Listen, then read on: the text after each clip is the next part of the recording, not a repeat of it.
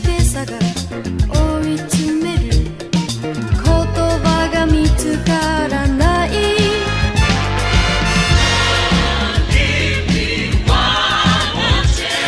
れが最後かしら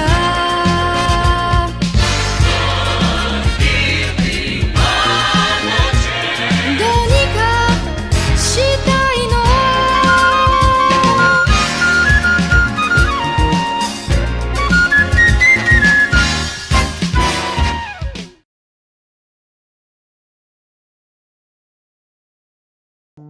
Ozymandias.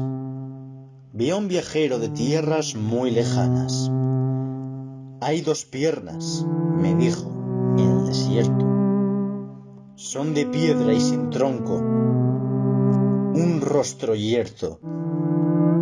Sobre la arena yace la faz rota.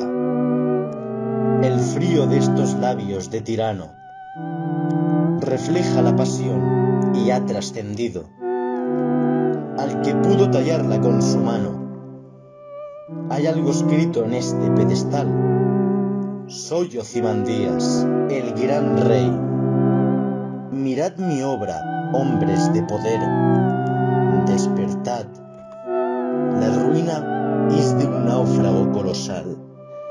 A su lado, infinita y legendaria, solo queda la arena solitaria. Ozymandias.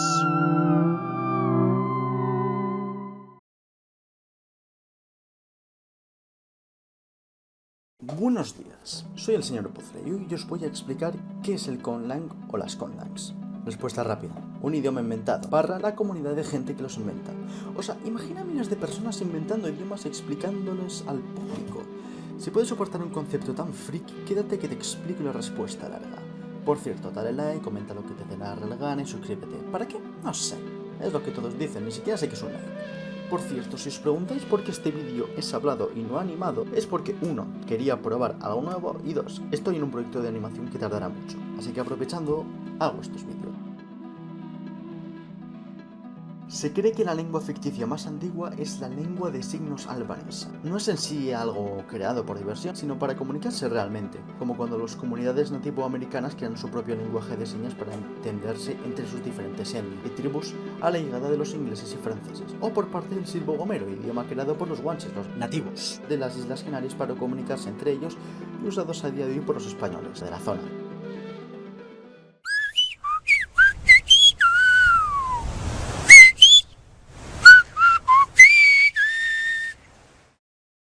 No obstante, el primer conlanger moderno fue el oculista polaco Zamenhof, creador del famosísimo Esperanto y de uno de los 3 tipos de conlangs de las que vamos a hablar sin contar los ancestrales que ya hemos nombrado, es decir, una lengua auxiliar. Este idioma tenía la intención de ser hablado por todo el mundo y es la primera lengua creada con hablantes nativos. Un padre chino conoce a una madre mexicana, el chino no habla español y la mexicana no habla chino, pero ambos hablan esperanto, tienen un hijo y como en casa los dos se comunican en esperanto, el pequeño tiene al final como la lengua materna en esperanto.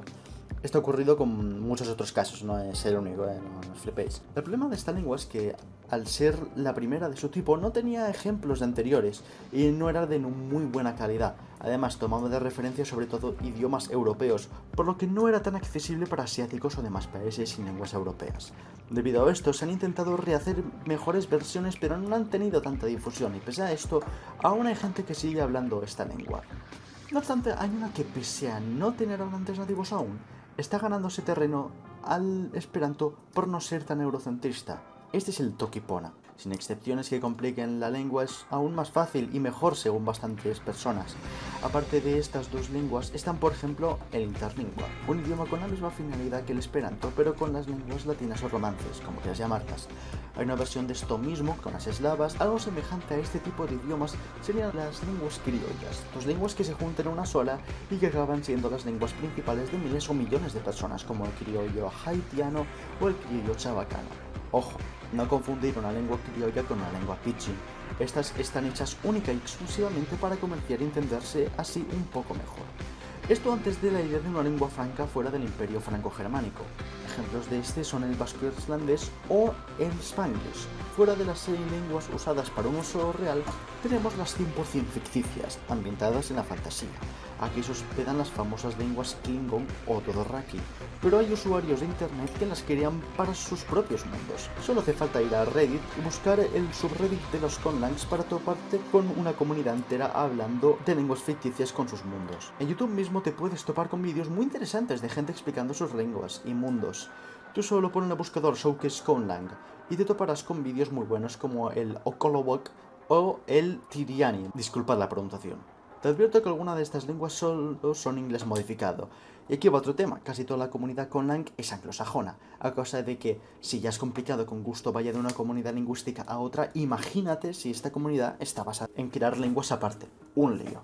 Así que si quieres aprender a hacer lenguas, te dejo en la descripción tutoriales en inglés. Luego, hay un tercer grupo, y son las lenguas que pese a no ser usadas para una comunicación real, tampoco tienen lore. Ejemplo de esto es el Izquil, una lengua específicamente creada para que sea inaprendible, y el Kaidan Sanapflir Sangesuvom Gagvlim Kaiga, idioma en el que has de colocarte un sombrero u otro dependiendo de lo que estés diciendo. Y por si no te has dado cuenta, aquí podríamos meter un subgrupo de conlangs, las fanlangs, idiomas hechos solo para hacer reír, como el Empire Pirata, el cual suena algo así como...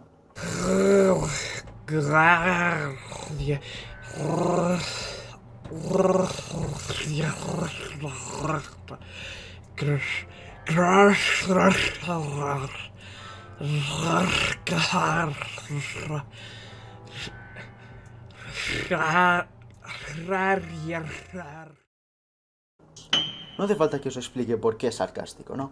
Yo también hago mis propios idiomas inventados, de los que tienen una historia de transformo y que explicaré en vídeos futuros. No os voy a mentir, yo no soy J.R. Tolkien ni David J. Peterson God, pero igualmente me gusta hacerlos. En fin, seguramente veréis uno de estos vídeos en el futuro. Adiós.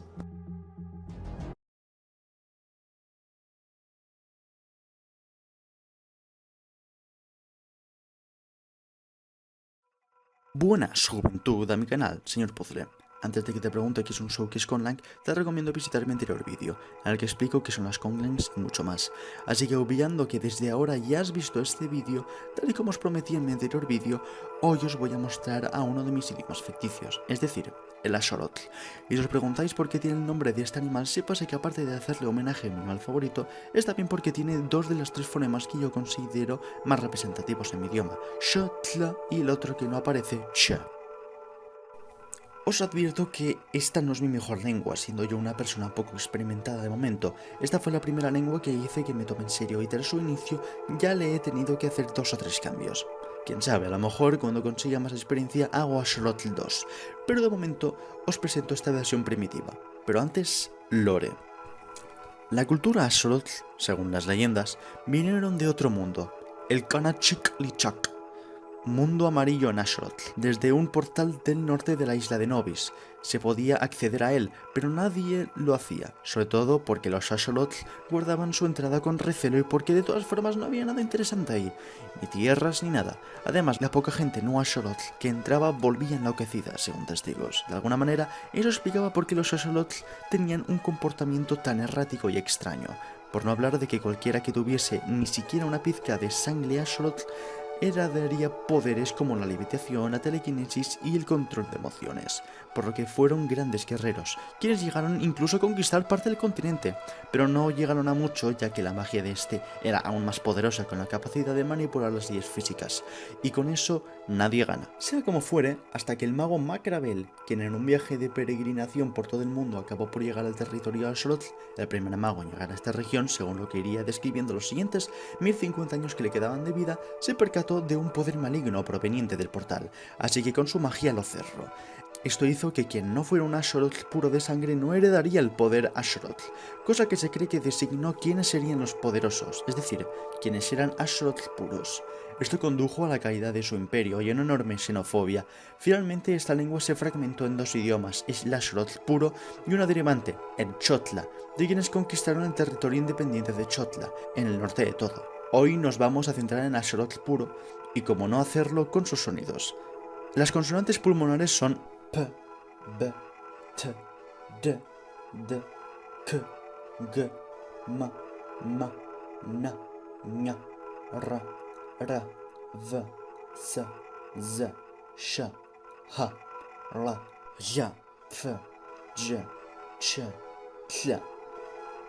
Las vocales son I, U, I, E, A, O, las cuales tienen estos tonos aparte. A, E, I, O, U. Y finalmente, la única consonante subgrupal. Ko.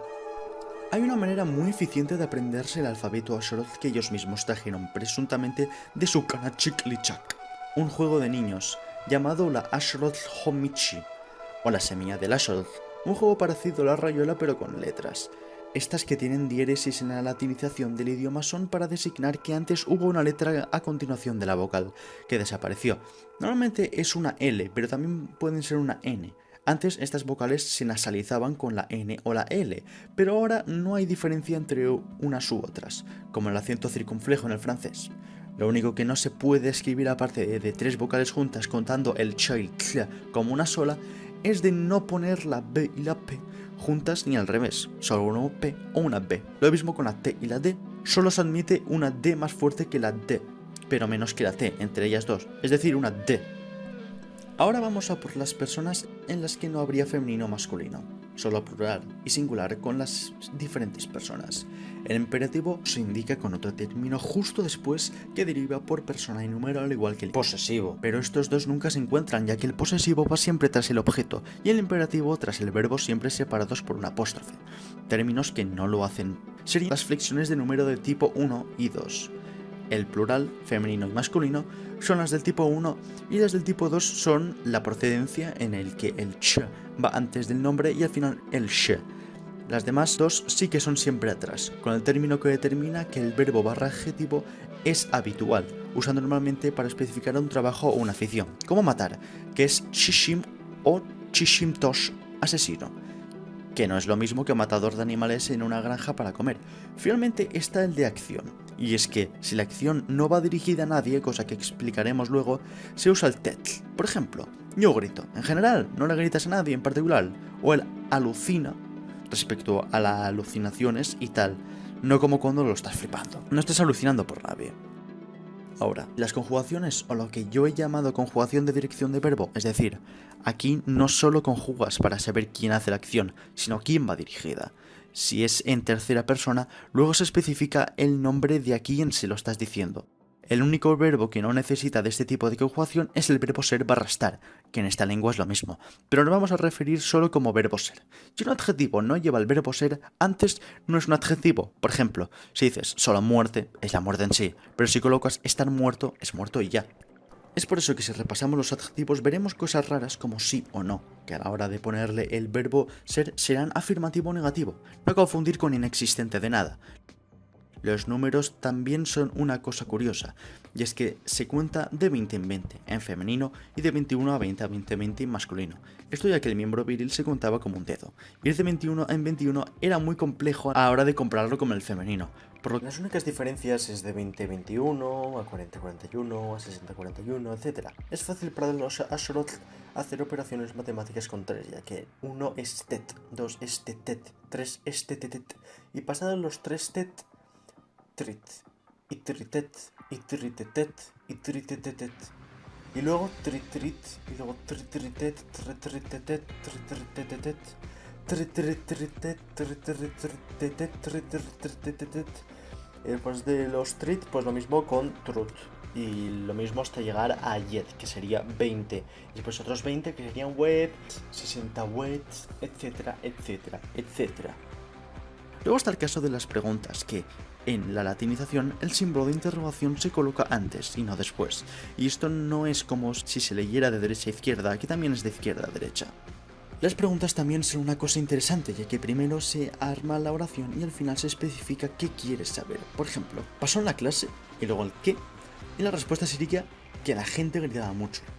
Siempre el interrogativo después de la pregunta, pero modificado. ¿A qué me refiero con modificado? Por ejemplo, el interrogativo ¿cómo? Es chafri, pero la respuesta es tlafel. El único que se salva es el quién, en el que solo se dice el nombre del sujeto por el que se pregunta, si acaso un verbo ser antes, pero nada más. El tiempo, por su parte, se especifica entre el verbo ser y el adjetivo si es que hay. Y es que a la hora de hablar este idioma hay una fórmula sin excepciones. Primero se marca si esto va a ser una pregunta o una exclamación. Si lo es, luego el verbo ser si es que hay. A continuación la especificación del tiempo de la que os he hablado y el complemento directo o sujeto. A continuación el verbo acompañado de la conjugación de dirección de verbo si es necesario. La preposición si se necesita, pero si la pones ha de haber sí o sí el objeto o complemento indirecto. Luego, saber si esta frase es un posesivo. Y finalmente, si la pregunta es un interrogante. El interrogativo tal y como si es una respuesta. El respondiente al inicio de la frase. Dudo que me quede nada más que decir, así que ahora paso a haceros un ejemplo de frase con lo que os he enseñado. Kanashityo, uhichikut, yoshumak, kanachiklichok. Kanachiklichak yo, kohashitli yo, nitlashnik, choten meishtat lishkokaish, trotach, nishtot tlumte, mkrubun, choten sheurillo, trotach, nitoch. Espero que os haya gustado el vídeo y aunque no os guste, seguiré haciendo más. Sé que no soy un experto, pero recordad que Joan Miró no comenzó pintando así. Sí, sé que soy muy gracioso. Adiós.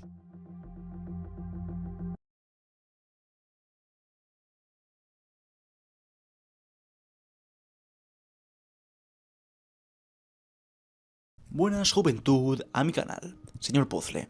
Hoy os voy a explicar qué es la evolución especulativa. ¿Nunca te has preguntado de dónde salen evolutivamente las criaturas de Avatar o Alien? Si tuvieron sus propios neandertales o cuál fue el primer ser vivo de ese mundo. Si es que sí, no eres el único. Cadenas tróficas, evolución, alzamiento de civilizaciones. Esto comprimido en documentales, películas o libros. No obstante, este solo es el tipo de especulación alienígena. Pero hay otro muy importante, y es el del futuro. ¿Cómo es que las especies o solo un par evolucionarán en el futuro?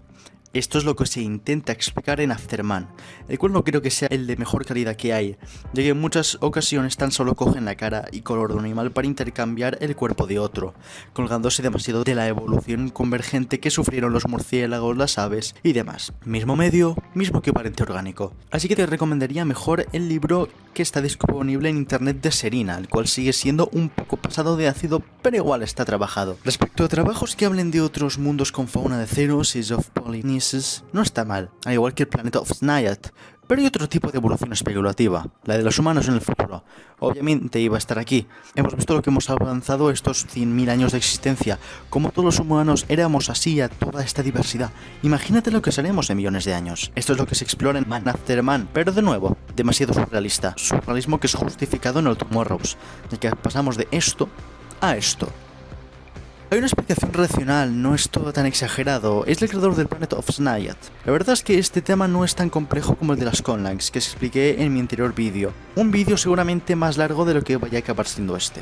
Solo me queda por recomendaros obras fuera del falso documental.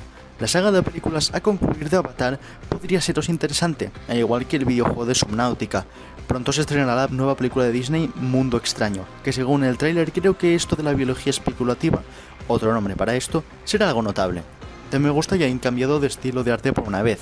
La primera obra que se hizo que casi toda la gente considera como primera en este tipo es La máquina del tiempo, libro de H.G. Wells, siendo el libro de 1895. No es el primero que habla de mundos con forma imaginaria, es decir, miles de años en el futuro, pero es el primero en explicar con la teoría de la evolución de Darwin de 1859.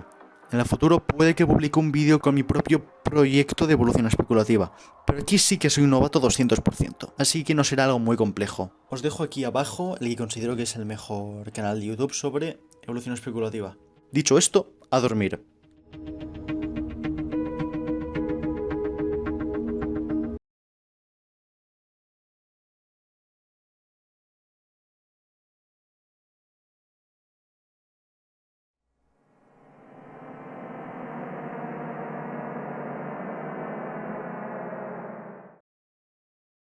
Buenas juventud a mi canal, señor Puzzle. Hoy os vengo a presentar un pequeño proyecto de evolución especulativa hecho por mí. Exacto, un refrito de mi showcase Conan de la Axolotl, o sea, literalmente ajolotes. Y es que yo os voy a mostrar un posible futuro de la evolución de los ajolotes si no se extingan, cosa que espero que no pase. pero sí que es verdad que es una especie vulnerable, desgraciadamente. Sea como fuese, comenzaremos, como no, por el inicio, por el Ambystoma mexicanum, el que todos conocemos, y empezaré explicando que este ser está en un estado embrionario permanente, cosa que le permite regenerar incluso partes del cerebro si es amputado. No es hasta que se encuentra en una situación de estrés absoluto que pierde sus agallas exteriores y se vuelve más grande.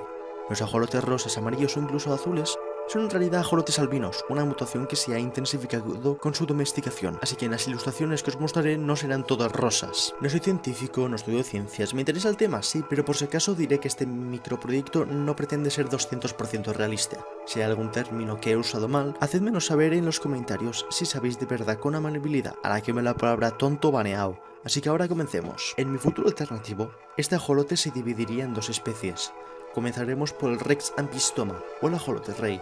Esto aumentaría sus agallas asemejándose a una Siren reticulata o anguila leopardo, cosa que le hará aumentar su tamaño al poder absorber más agua para respirar. No obstante, y pese a que esto haría que prefiriese estar bajo el agua, incursiones a tierra firme no serían extrañas, haciendo que aumentara la fuerza física en sus patas, al tener que soportar su cuerpo de la gravedad fuera del agua. La rama de los ajolotes gigante aumentaría el grosor de sus agallas y su rigidez, haciendo que pudiese almacenar agua dentro para cuando necesitara respirar, asemejándose así a un cactus. No obstante, estas reservas no serían necesarias muy a menudo, ya que su resistencia a no respirar se asemejaría al de las morsas. Este ser evolucionaría en el Ambystoma infestantibus, o el ajolote agresivo. Sus agallas no solo le permitirían aguantar aún más agua dentro, sino que sería aún más rígido, por lo que podría defenderse mínimamente.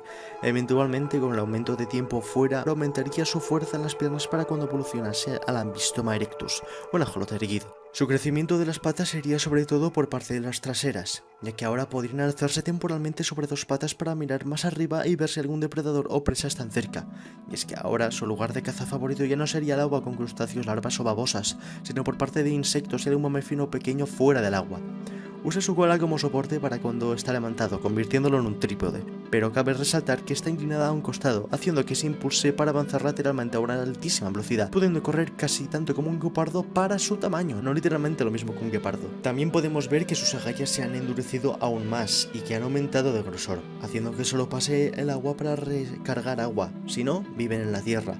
No obstante, un problema que tendrá esta especie es de que sus agallas cuernos estarían más avanzadas que su cabeza, así que solo aquellos con cuello elástico podrían alcanzar sus alimentos, pero no fue suficiente para que no se extinguieran. Del abuelo de esta especie aparecería también el Ambystoma spinosa o ajolote espinoso.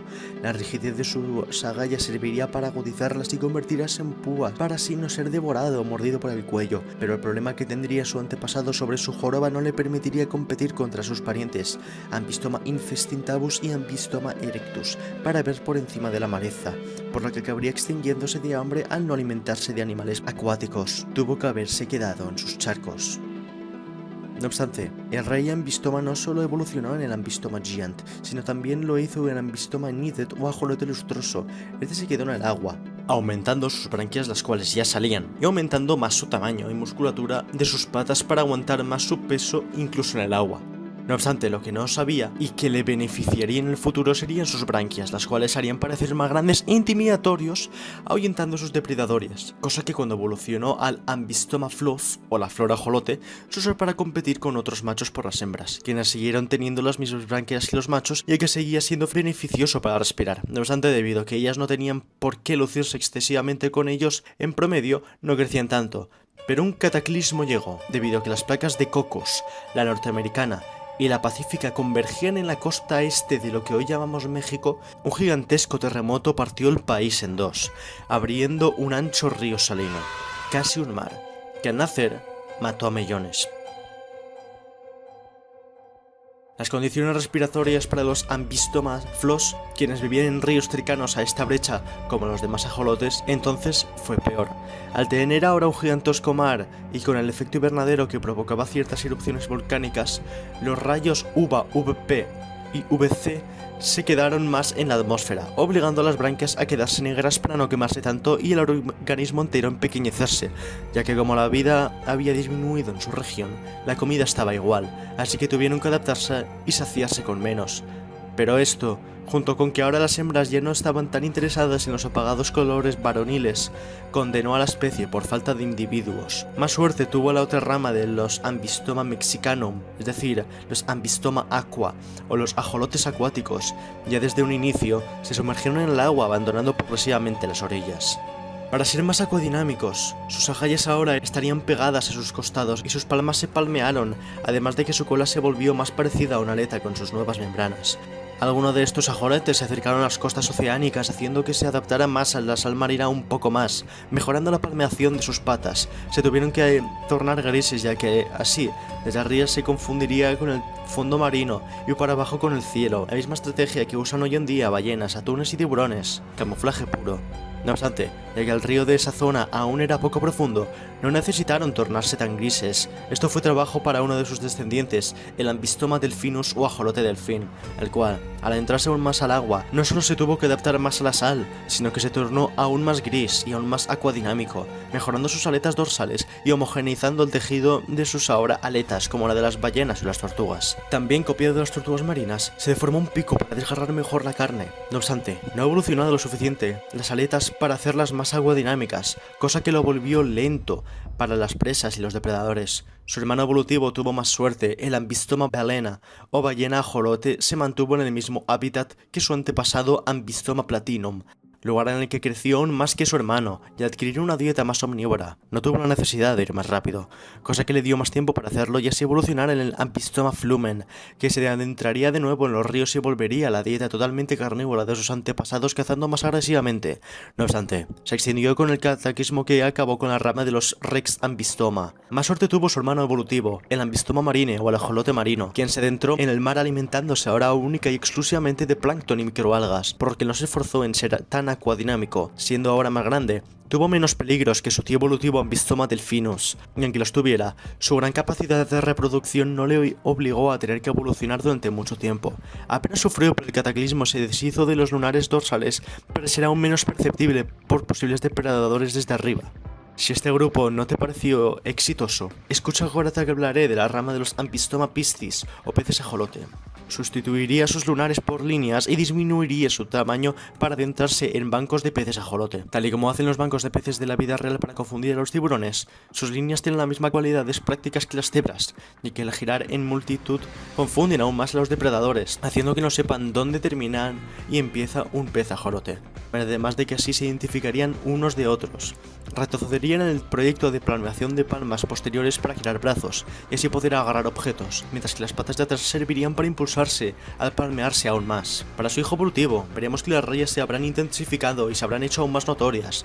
El color de sus ojos se asemejará cada vez más al de su piel, para confundir aún más a sus depredadores. Incluso crearían membranas en los ojos para cuando tuviesen que camuflarse en sus bancos, y así serán aún menos perceptivos para sus ojos, mientras arrastrarían los proyectos evolutivos de sus ancestros, palmear aún más sus patas traseras y desarrollar sus brazos.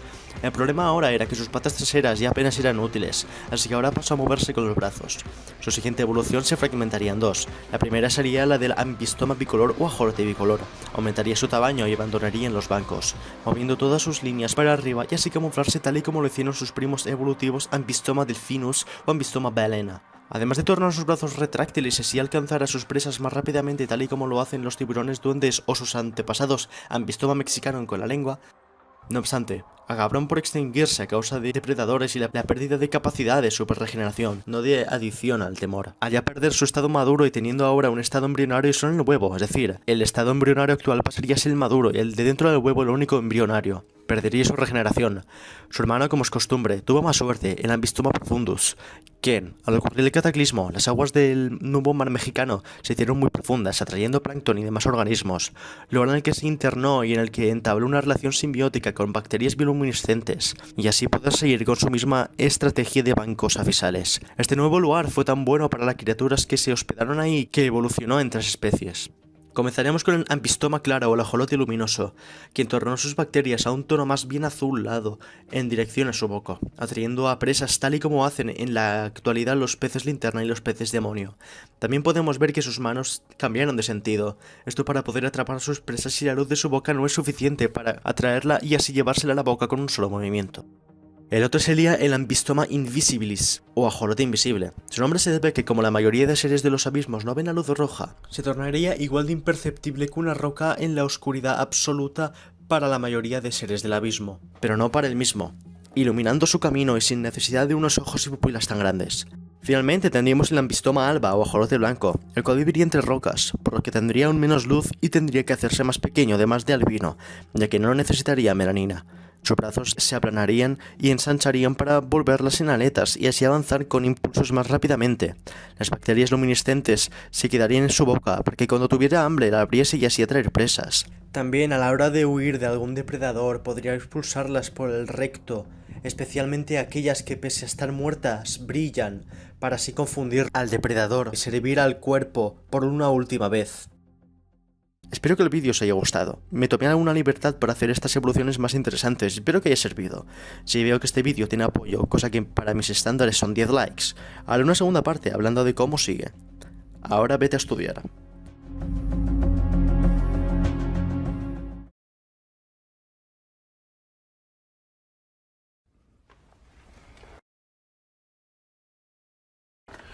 He visto mucho del resto del mundo. Es brutal.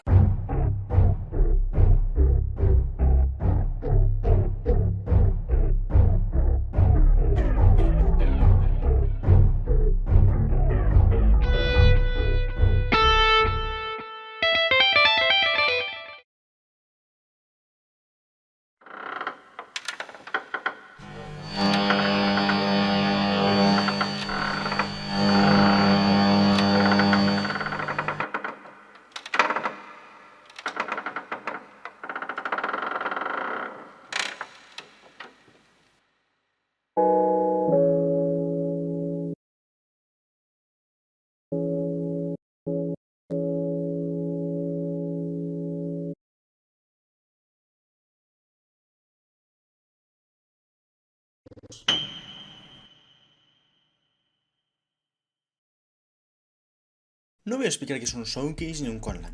Tal vez sí un habano, pero si realmente quieres saberlo primero, te dejo estos dos vídeos de arriba. Ahora, buenas juventud a mi canal, señor Puzzle. Hoy os voy a presentar la lengua y cultura de los navanos. Si no has visto los vídeos que te he dejado arriba bien sin contexto, sepas que has de verlos y que esta cultura es ficticia. En plan como los Dothraki de Juego de Tronos o... ¿No sabéis que es un Dothraki de Juego de Tronos ni un showcase ni un conlang? ¿Y le has pensado el vídeo? Seguro que me espiña con pizza. Bueno, explicaré aquí otra cultura de las que expliqué en uno de mis vídeos pasados. Sé que soy pesado, pero de verdad a quien le da igual. Y es que las Sloth que yo os mostré viven en el mundo en el que viven los navanos, pero no al lado precisamente. Mientras que los Sloths vivían en la isla de Nobis, los navanos viven en el centro suroeste del continente llamado Dusaki en la región de Nava o Parados Navano. Esta región fue absorbida por el Imperio Humano, Imperio Español alternativo, si lo entiendes mejor, cosa que les otorgó a esta cultura la cerveza, escritura que en realidad es la misma que la nuestra, armamento y cemento, muy apreciado por cualquier cultura que no fuese imperial. No obstante, este imperio les seguía mirando por encima del hombro al no ser de las primeras tierras imperiales. Y cuando los navanos empezaron a oír rumores sobre que querían eliminar cualquier religión y lengua que no fuese la establecida por el imperio, decidieron empezar la guerra de la independencia navana, la primera de su tipo, pero aquí tenemos un handicap. En mi vídeo de las Conlangs, que vuelvo a repetir, menciono cierto proyecto animado que me impide hacer animación como antes en mucho tiempo. Y en este proyecto se ve involucrado cierto temario del lore navano, así que, para no haceros spoiler, dejaremos esto aquí. Si acaso imagináis a los navanos como celtas de la era antigua, cabe resaltar que este navano es un navano estandarizado, y es que esta lengua en realidad es un conjunto de lenguas muy cercanas que rozan el dialecto, las cuales, al necesitar una misma lengua para comunicarse entre todas, se oficializó este navano general, tal y como pasó con el árabe o con el euskera, con una pronunciación dependiendo del lugar del que vengas, pero estos cambios normalmente son mínimos, y pese a que se aceptan acentos y más, las consonantes pulmonares canónicas oficiales son las siguientes: P, B, T, K, K, M, N, Ñ, R, F, V, C, S, Z, Sh, J, J, J, Y, La, Y, Z, X. Mientras que las vocales son estas: U, E, U, E, A, O. Esta lengua se escribe en latín, aunque nos vamos a referir a este como imperial, cosa que al escribir en un inicio como español imperial, a este idioma apenas tiene excepciones ortográficas y únicamente se acude a este en el caso de que haya algún fonema o grupo de fonemas en el que el idioma imperial no esté familiarizado. En todo caso, coge de otros idiomas a menos que haya algún tipo de excepción. Apenas veremos cosas raras como el EAU, que es igual al O en francés, o el Greenwich en inglés, que es una Greenwich. Así pues, las apóstrofes que nos podemos topar son en realidad partículas enganchadas a las palabras, las cuales pueden ir de plural a femenino, que no hay en masculino, el cual es el neutral, hasta trabajo / afición o alcohol. Luego está lo que se denomina como los marcadores, que son casi como expresiones pero que funcionan como una partícula. El resto de cosas de la lengua no son tan distintas a la del español, incluso la estructura del sujeto verbo objeto se cumple igual. No obstante, una cosa de la que bromean bastante los filólogos del mundo, que sí, no penséis que solo se investiga la magia, una metida rara basada en escupirlo a un poste para curar el autismo, es que esta lengua es la lengua de los mentirosos. Y es que hay tantas palabras que pueden significar lo mismo y tantos significados que pueden tener una palabra que es muy fácil mentir. Y no estaría hablando de esto si no fuese porque, tal y como pasa en el chino, no hay conjugaciones fuera del verbo ser y estar, además de que las partículas, especialmente las de plural femenino, son opcionales y no muy usadas fuera de la especificación o de un ámbito más formal. Por lo que, si quieres mandar un mensaje claro a alguien, has de especificar aparte quién hace la acción, cuándo se ha cometido, si la persona que lo ha hecho es más de una, etcétera, etcétera, etcétera. Podrías llegar a decir, si no especificas, hombre es arco y disparar. Y es que el verbo ser se conjuga siempre, como al estar. Aquí no hay mucho problema. Arco, si no pones la partícula de trabajador, es decir, trabajador de arco o arquero, seguirá siendo arco. Y es una preposición que también puede significar o. Finalmente, disparar, si no especificas quién, ni cuándo, ni cómo, no tiene sentido. Así que lo que tendrías que decir es hombre, trabajador de arco, arco, y él dispara, Con tan solo poner la persona se intuye que si no pones un marcador de hipoteticidad, ni de tiempo, ni de imperativo, con literalmente la palabra pasado o futuro, es presente. Aunque no hay diferencia entre el pasado simple, el contiguo no, ni nada. Y no creéis que he hecho esta lengua así de simple por pereza o algo. Diría que es la lengua que mejor tengo creada. Muy fácil de leer y de traducir sin ser una burda copia del español. Si dices que esto sí es una burda copia del castellano, estás diciendo que el chino es muy similar que el español. Me refiero a la ley del objeto, verbo y sujeto. Existen lenguas estructuradas así, no es irreal. Respecto a las preposiciones y eso que es muy parecido al español, sospechosamente no lo niego, pero tampoco es imposible de nuevo. Ahora os dejaré un texto en navano, para que sepáis cómo se pronuncia a máximo nivel de especificación. Imperio Yunkne lang nava horasa. Dujazi, manalika jua horasa hemitiam horasa. Kasptopehinas hamanalioni ion. Klau, gasman kijis seist onka hanava. Nava onka hercronia. Horkas belioni navayo. Horkas ben kiji, horkas bekalu, gasben kiji kalu, fonava.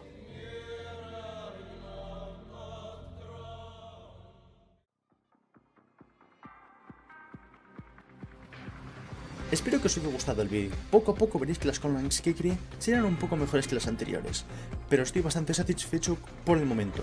Ahora, a estudiar.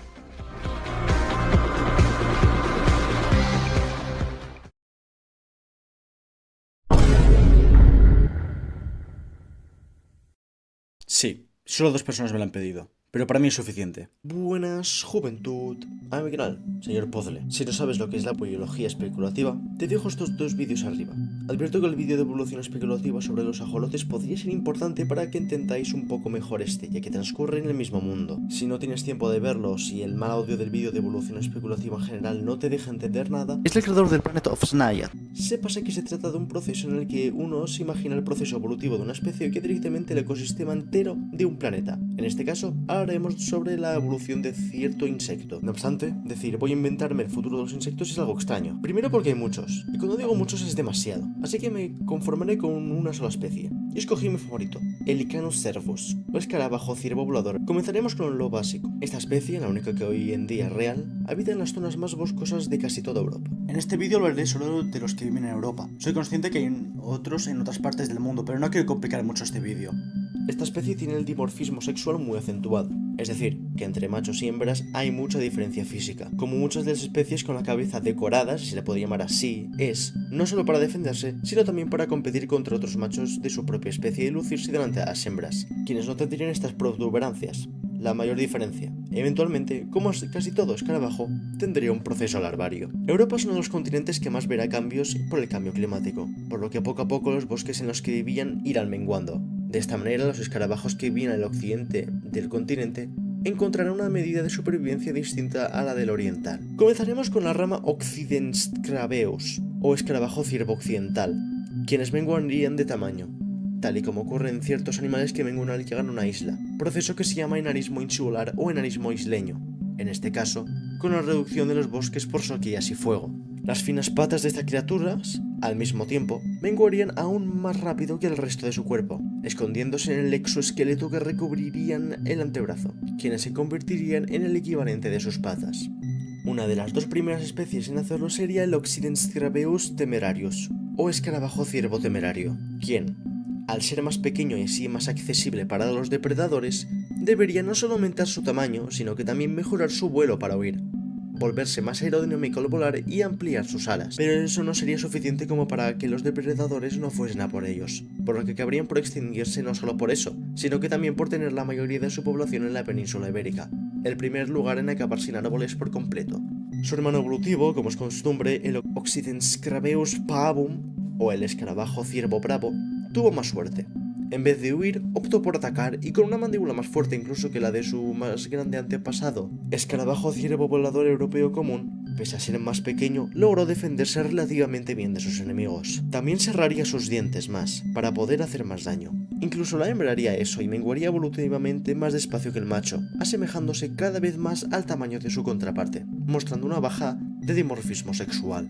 Esta especie evolucionaría al Occidenscrabeus serra o escarabajo sierra, disminuyendo aún más el dimorfismo sexual, especialmente el de tamaño y potenciando las sierras de sus patas y de los mandibles o sus cuernos. De esta manera, esta especie evolucionaría en el Serrator equalis. El dimorfismo sexual se acabó, tan solo en la reproducción. La forma de sierra de sus mandibles poco a poco sería más homogénea.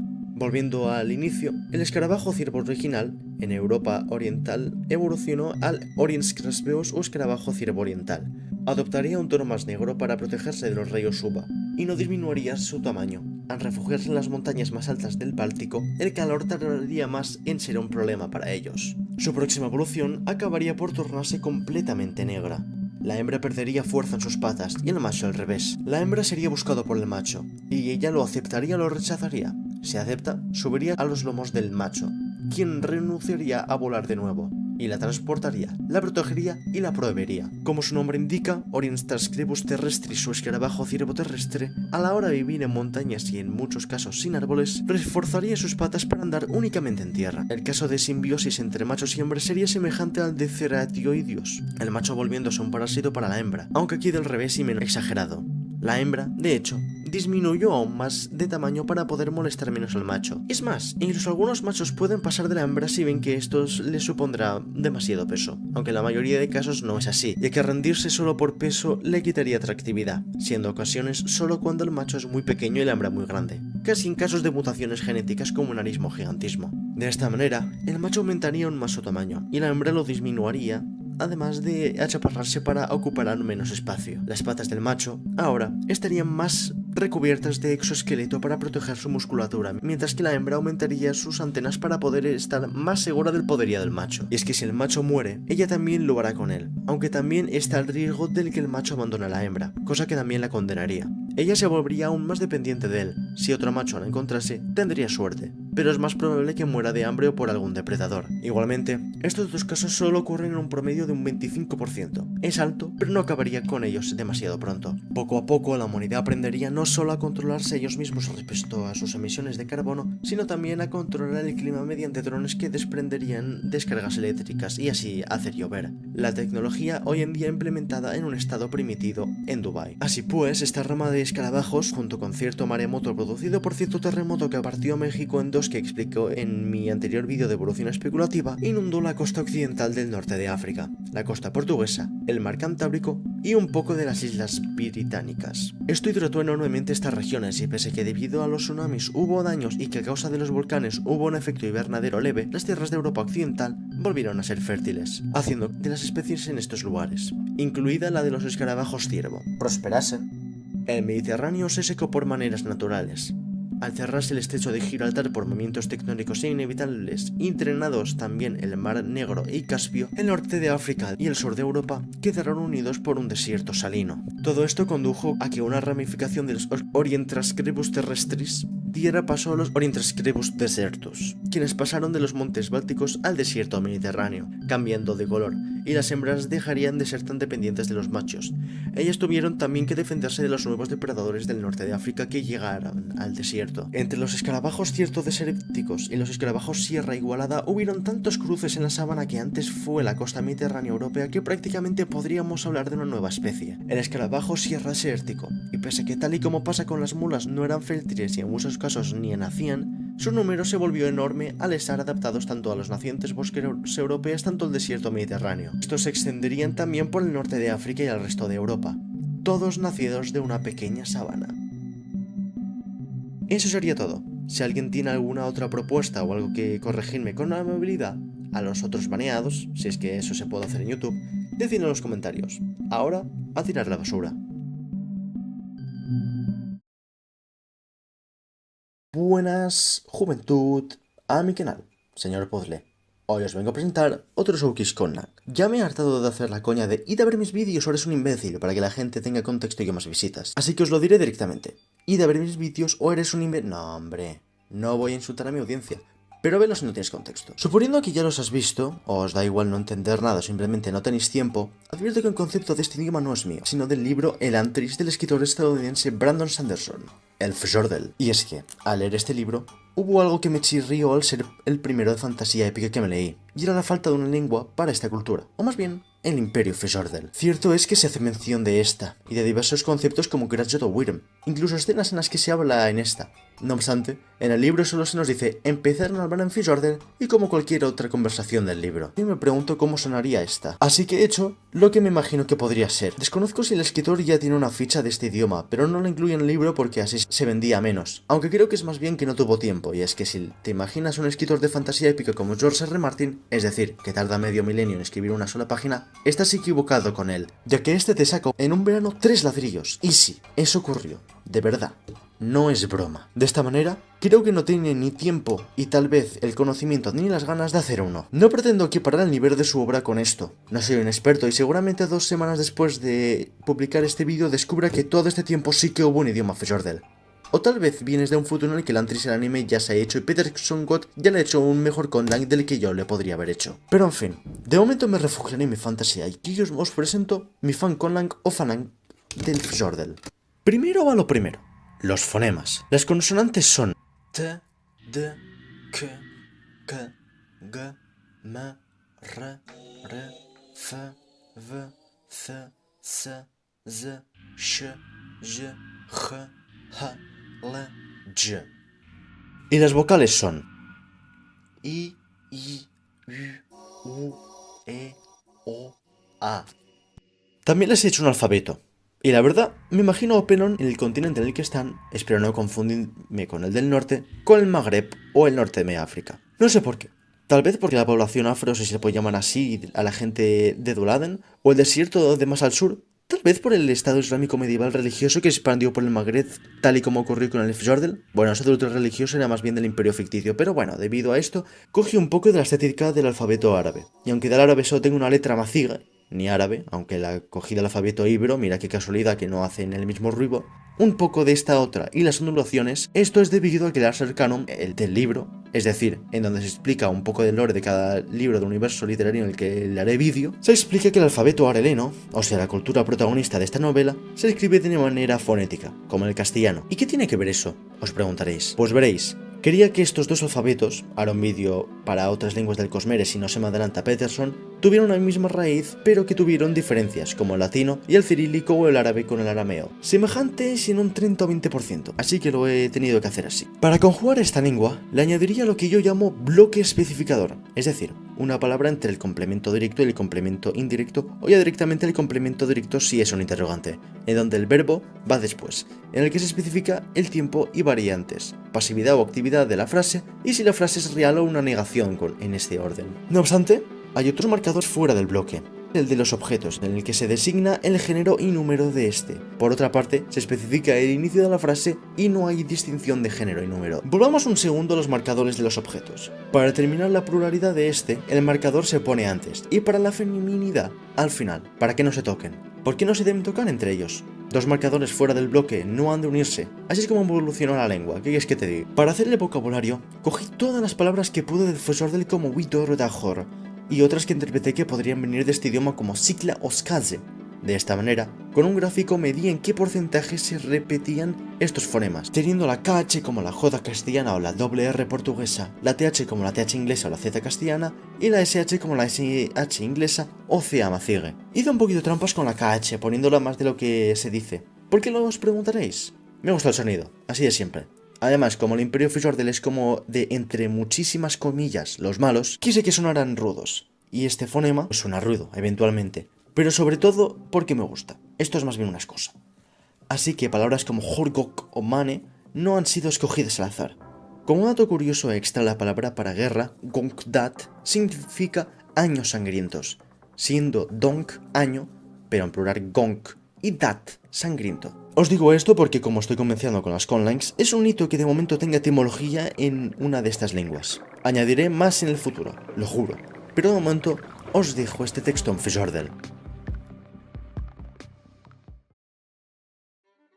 Sho, wikurreton koarelon. Trokyo gijo shot horgo torrejete. Wikurko hasikla shot rokyo gijo. Wiodiv yo giorn hrazen. Toro de geo odai. Shot rokyo gijo. Viborgo dai. Wirmu wulden. Hef yonae hahawan. Ko horgo. Wirgao sikla. Shot rokyo gijo. Da geo. Viborgo dai. Zadrarak hahorgo divda. Dursho. Akio gijo. Torayonae. Espero que os haya gustado el vídeo. En un futuro vídeo explicaré qué es esto del Cosmere y tal vez haga otros conlangs basados en este. Un detalle.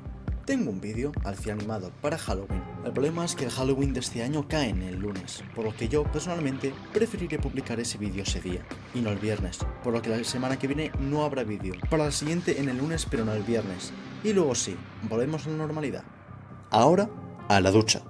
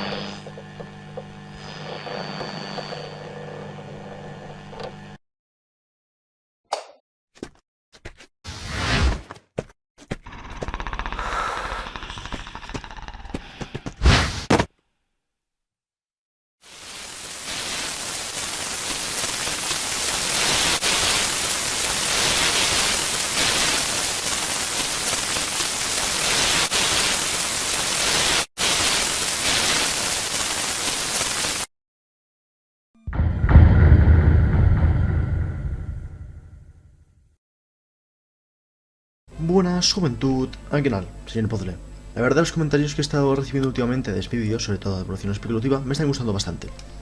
Básicamente a la gente le gusta mi trabajo, y eso por obvias razones me gusta a mí.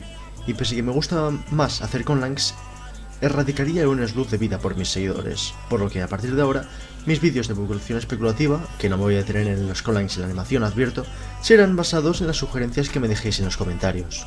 De hecho, esto no es un aviso para que lo hagáis. Ya he recibido bastantes sugerencias. Que si caracoles, que si arañas, que si pingüinos, incluso cochinillas. No obstante, pese a que todas estas ideas me gusten, un solo animal se ha repetido 2 veces. Y este es el del capibara. En un inicio no sabía si decirle capibara o carpincho. Pensé en llamarle carpincho puesto que pensé en que ese era el nombre del original que le dieron los que habitaban donde el animal. Y los capibaras una versión más europea. Pero al final descubrí que tanto carpincho como capibara eran términos indígenas, salvo que no de los mismos pueblos específicamente. Y alternando entre capibara, carpincho, poncho, ransoco, fasasfe. Lo lamento por las demás personas que comentaron pero que no les ha tocado su animal. No obstante, no os preocupéis. Si aparece el nombre de tu animal más una vez, aunque sean vídeos diferentes, los tomaré más en cuenta. También, si queréis que diga el nombre de los usuarios, lo decís. Es sobre todo para que suene más profesional. Ahora, tras una introducción de media página de guión con letra niño de primero de primaria, comenzaremos por hablar del capibara actual. Hydrocoerus hydrocaeris. Es un mamífero que actualmente vive en toda Sudamérica salvo en la costa este. El tema es que no les gustan los Andes, porque si no os habíais dado cuenta antes, viven sobre todo en zonas más llanas y con abundante agua. Los Andes, en cambio, pese a tener agua, esta es sólida. Y si estás en un lugar en el que el agua es sólida, es decir, nieve, es que estás en un lugar muy frío, un lugar muy alto. Y sea como sea, a los capibaras no les gusta eso. Estos animales son extremadamente sociales. Desde pollos y gatos a humanos y caimanes pueden y han sido sus amigos. De tal manera, el respeto que las personas tienen hará que se les cuide más, e incluso podrían ser adoptados como mascotas, cosa que, con los años, acabaría por cambiarles. Las modificaciones más notorias serían las siguientes: disminución del tamaño, parte inferior más clara que la superior y un tono de pelaje más claro. Estamos hablando del Hydrocoerus familiaris o ransoco doméstico. Al los humanos ver cómo estas criaturas estaban cambiando con su domesticación, tal y como ocurriría con los canis familiaris, es decir, los perros, se les haría modificaciones genéticas mediante cruces, generando diferentes razas. La primera que veremos será la del Hydrocaeris familiaris o carpincho de casa. El pelaje superior de su cuerpo será llano, como el de un pingüino, asemejándose al de un perro de pelo corto, mientras que la parte inferior sería como la de un gato, más suave y voluminosa. Su tamaño disminuiría y sus ojos se agrandarían, esto para que gusten más.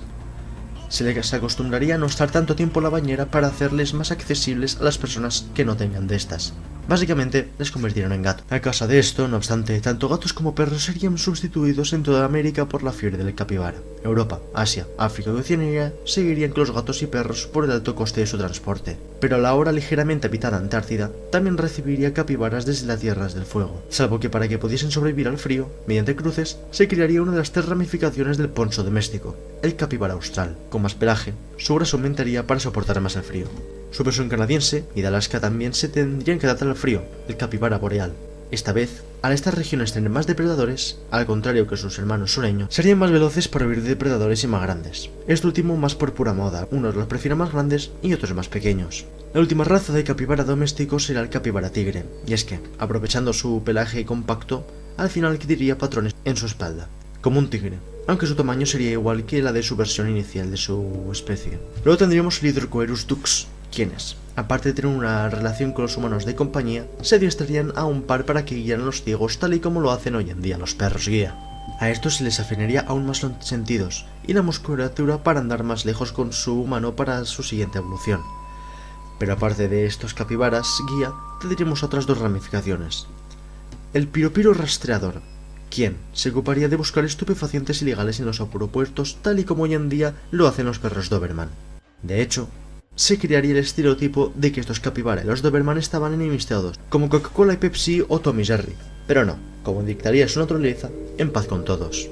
La otra ramificación sería la del ponche de pastor, usado para pastorear tal y como lo hacen los perros hoy en día con las ovejas, y en este caso, en América, también con las alpacas. Aunque con la tecnología, no serían muy requeridos salvo en algunas empresas que los preferirían hacer de manera tradicional para luego vender la carne como carne natural de oveja, o leche de oveja a la antigua.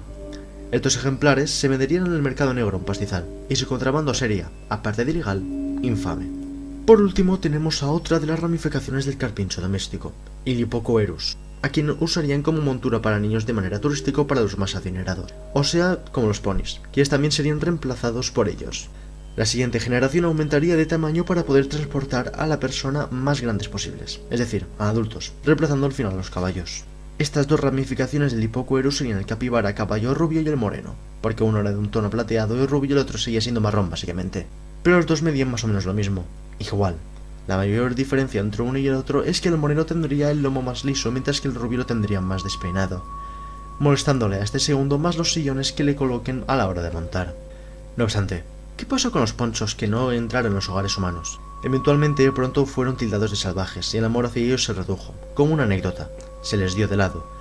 Y entre la deforestación, los incendios y tormentas causados por el cambio climático, su población se redujo mucho. No se les podía contener en granjas y en zoos para que pudiesen sobrevivir, porque en un par de generaciones pasarían a ser domésticos y perderían su valor como salvajes.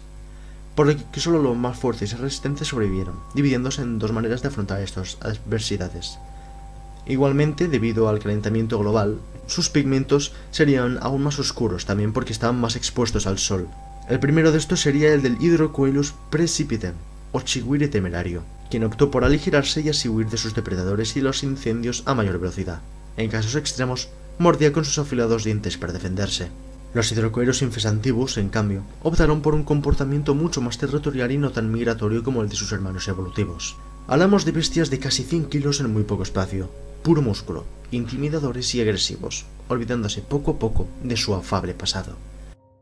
Estas dos ramas lograron hacer que la población de esta especie aumentara un poco más, es decir, doblar una cuarta parte de la población que estaba en libertad. No obstante, pese a este pequeño resurgir de los capibaras salvajes, tal y como os expliqué en mi proyecto de evolución especulativa de los ajolotes, un terremoto monstruoso partió en México en dos, y de los volcanes que emergieron del cataclismo, el efecto invernadero mató a una de las dos estirpes de capibara que afectó sobre todo a América. Hablamos del Hydrocoerus precipitem o capibara temerario. Solo unos 3.000 ejemplares de los Hydrocoerus infestantivos sobrevivieron a la catástrofe en la frontera de lo que hoy llamamos Bolivia y Perú, y solo unos 500 sobrevivieron al rapto masivo de su especie por parte de los humanos, para preservarlos en zoos, granjas o contrabando, quienes pagarían millones por tan solo un hueso de uno de ellos. Solo los capibaras más agresivos y fuertes sobrevivieron en libertad, por lo que poco a poco la selección natural seleccionó, valga la redundancia, a los más agresivos y fuertes. Tal y como en Europa hoy en día se temen los ataques de los agresivos herbívoros jabalíes incluso en las ciudades, en ese tiempo se temería de la misma manera las incursiones del gigante herbívoro sudamericano, revolviendo basuras y matando a los humanos con embestidas. Se habrán alejado extremadamente de su primo doméstico pequeño y lindo. Eso sería todo. Muchas gracias por ver. Sé que no ha habido tanta variedad en los capibaras en este vídeo, pero lo he compensado con más detallismo, o eso espero haber conseguido. Recordad que estoy abierto a nuevas propuestas, leo todos los comentarios y los tendré en cuenta. Como podéis ver, le he querido hacer un pequeño homenaje a los capibaras que siempre pongo al final de mis vídeos, así que ahora os dejo a los ejemplares modernos.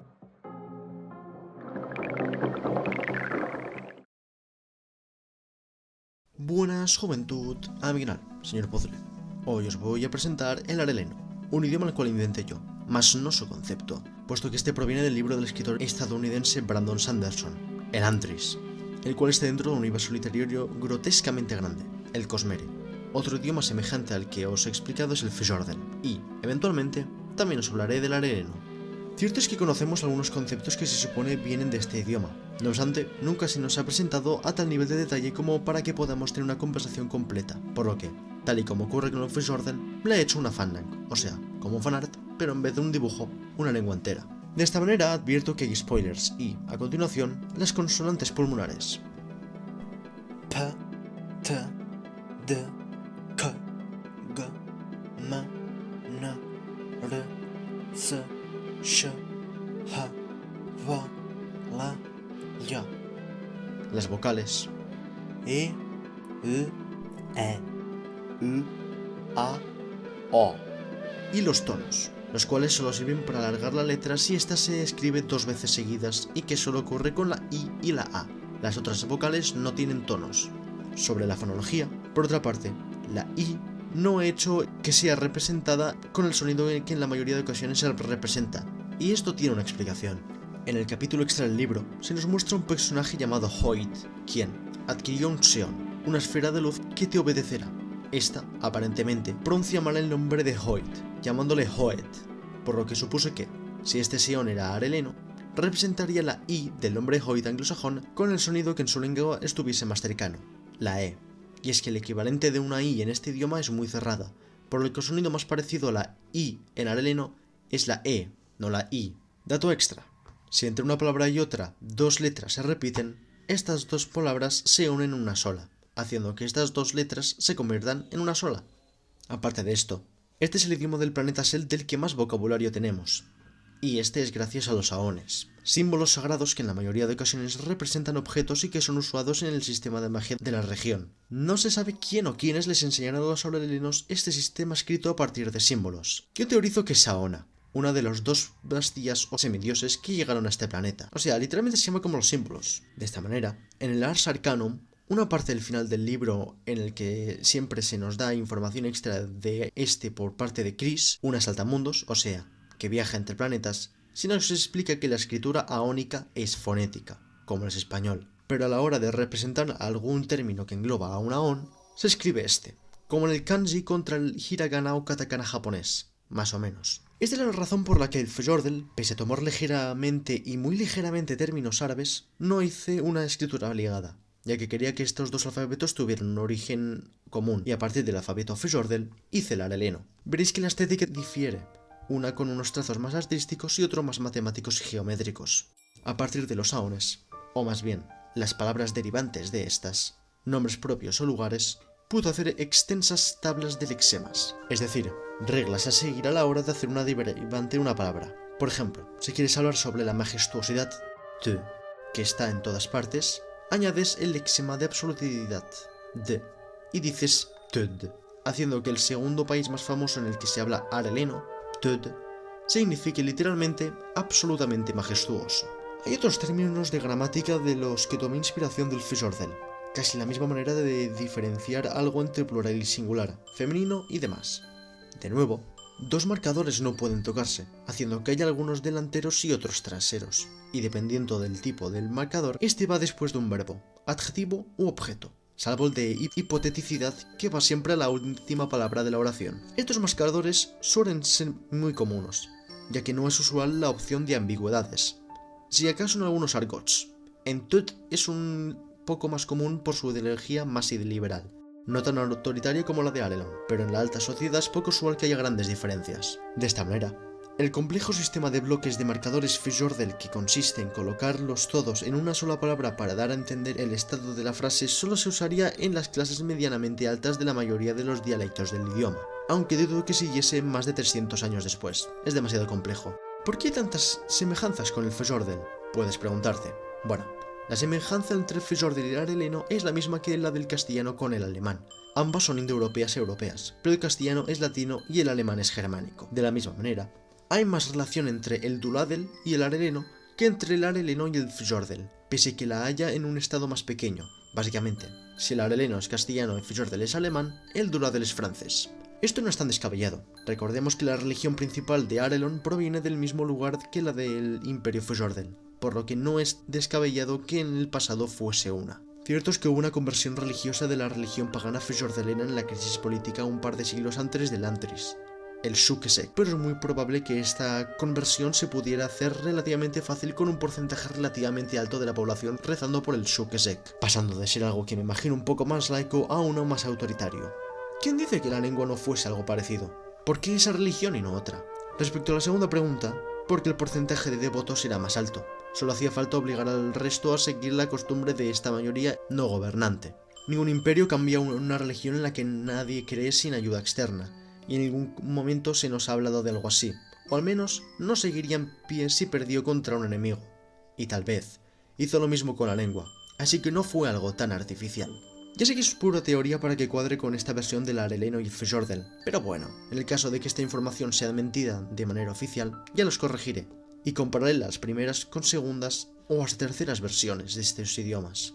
Pero de momento, os dejo con la versión menos canónica hasta la fecha.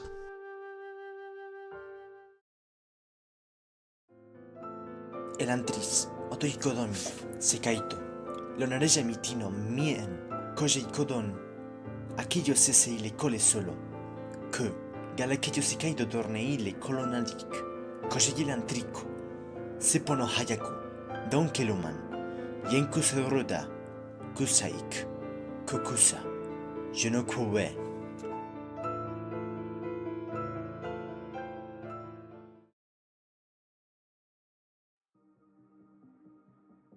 Bueno, eso sería todo. Próximo vídeo de Conlangs será de mi lore, así que no tendré miedo de romper el canon. Ahora, sal a que te dé el sol.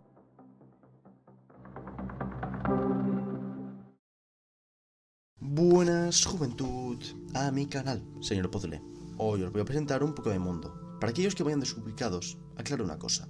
Worldbuilding es el proceso de crear la historia de más detalles de un universo ficticio. Literalmente, esta palabra, traducida al inglés, significa creación de mundo. De esta manera, tal y como George R.R. Martin creó su mundo para Juego de Tronos o Canción de Hielo y Fuego, yo he hecho el mío llamado El Aún. Ahora, comenzamos. Cuando el planeta aún se estaba formando, cayó un meteorito en la superficie de este con un material misterioso, del que nadie sabe de dónde viene. Tal vez otro universo, la extraterrita.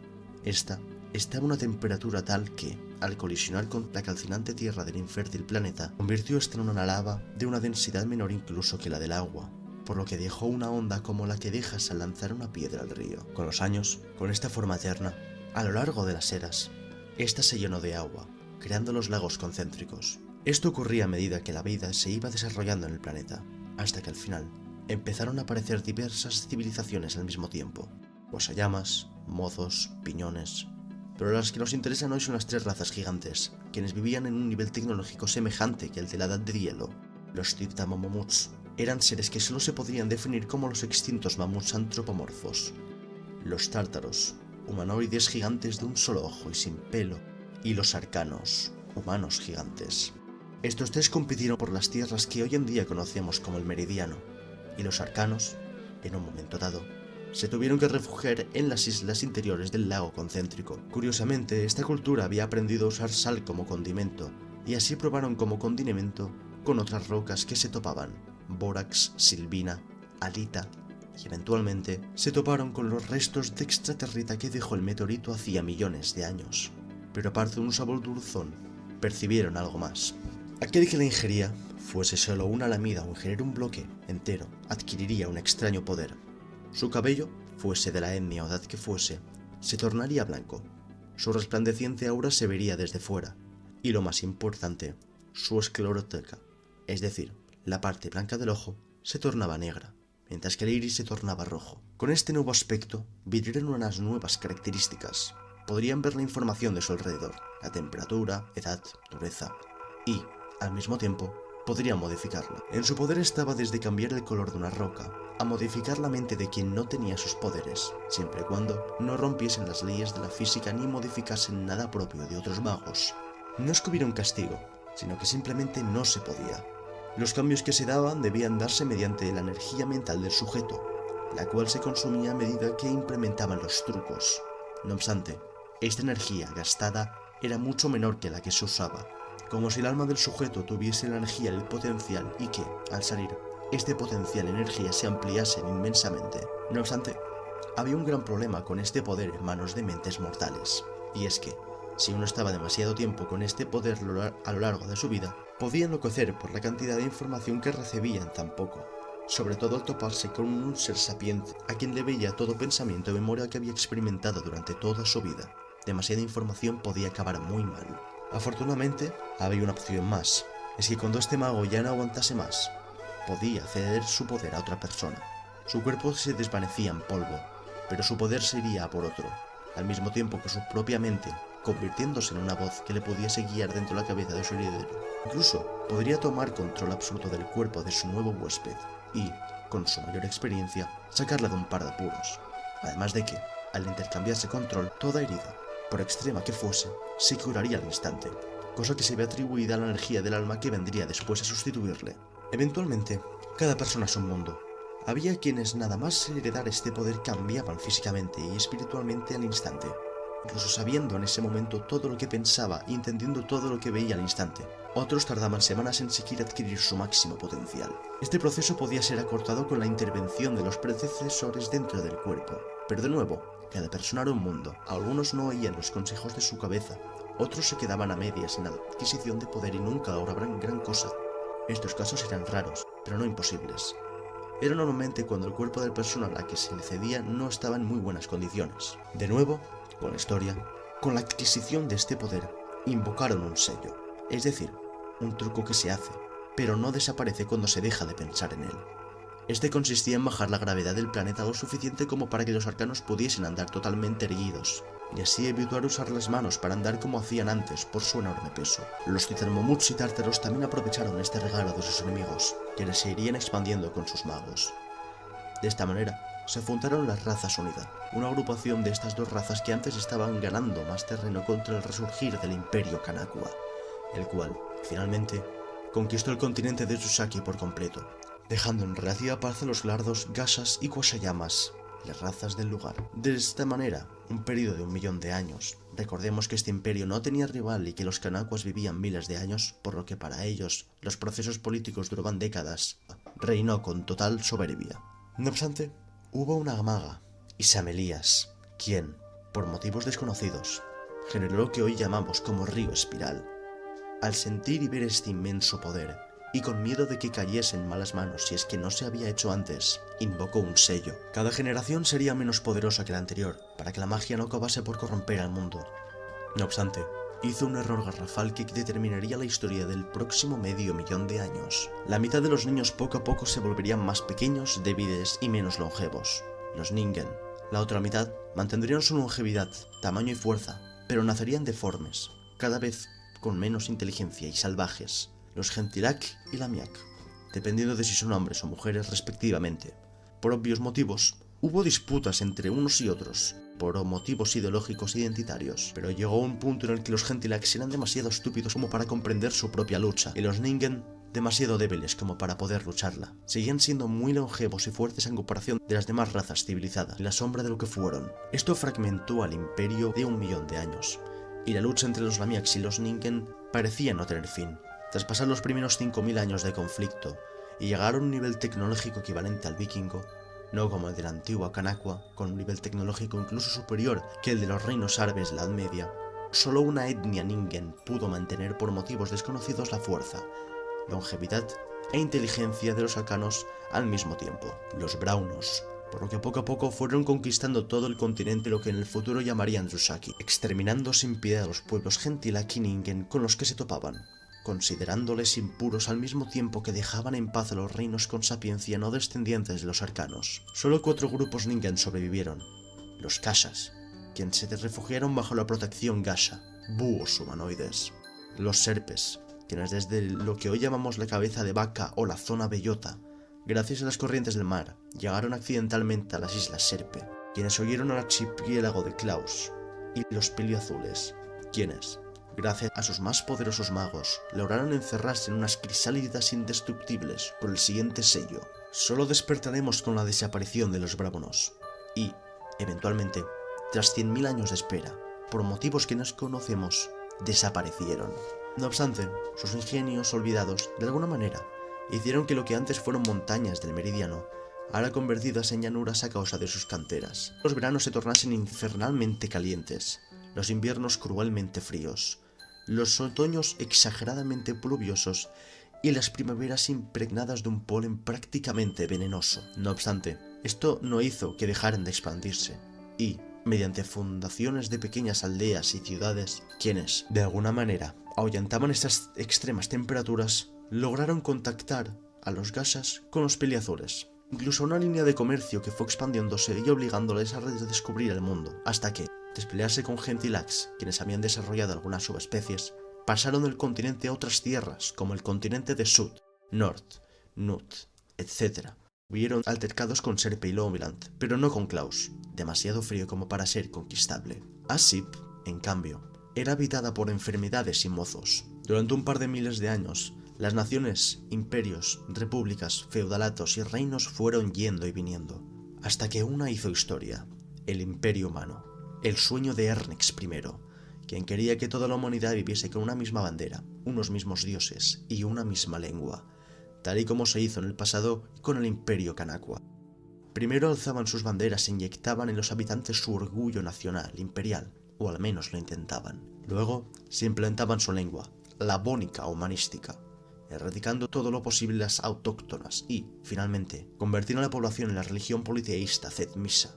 Otros 3 imperios importantes se habían alzado al mismo tiempo: el Imperio Santo, el Imperio Axolotl y el Imperio de Sand, aliado a regañadientes con el Imperio Humano, como Japón y Corea del Sur en nuestro mundo. Esta era impulsó proyectos políticos ambiciosos, pero nunca equiparó a los mayores exponentes de la era de los imperios, en la que en su mayoría se perseguían a las razas no humanas o modificadas.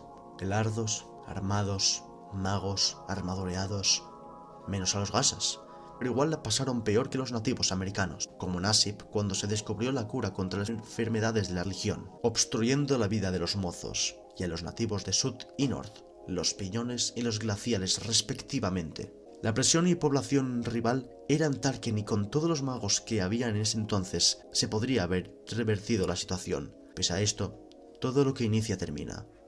Poco a poco, con las culturas impuestas más conocedoras de política con mayor nivel tecnológico, empezaron a armarse contra los imperios y, poco a poco, pese a mantener algunas costumbres, unas más nocivas que otras, los imperios menguaron enormemente. Hay un factor importante por lo que ocurrió esto, y fue la gripe de la grieta, una enfermedad que hacía que cada tejido de tu cuerpo se agrietase, generando un dolor espantoso.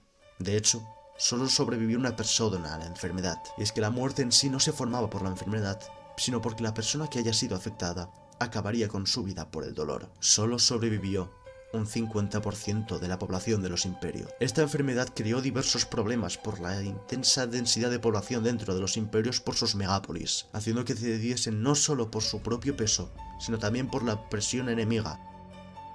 Cuando esta cedió, se cree que, por una mutación del polen de la flor salvadora, se creó un nuevo calendario, marcando los años en gran parte del mundo como antes y después de la UN, en honor a quienes aún seguían vivos tras ese desastre. Las revoluciones industriales se impusieron, y un gran competidor de este ámbito fueron los glaciales, quienes demostraron una visión del mundo muy matemática, cosa vista en sus pinturas rupestres y mirada por pocos de mentes abiertas. Pero el humano nacido en North Koshagoderg, un gran emprendedor, fomentó diversas universidades en los terrenos reservados para los glaciales. De ahí salieron grandes filósofos, artistas y eventualmente científicos.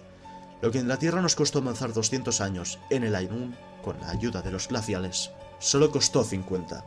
Con esto, la visión popular de lo que quedaba de las otras razas no humanas mejoró, dándoles un mejor estatus dentro de lo que había.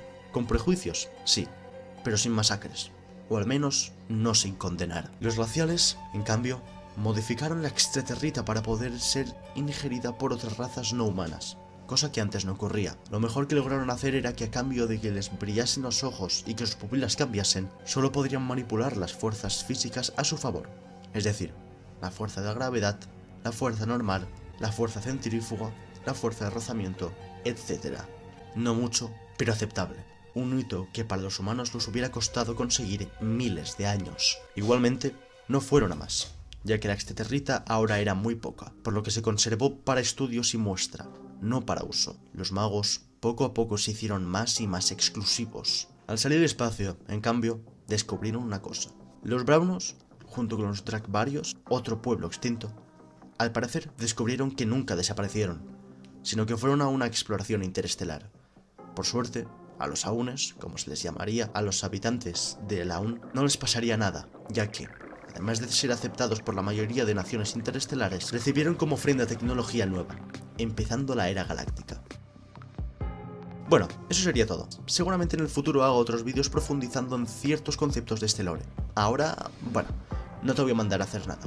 Hoy, día libre.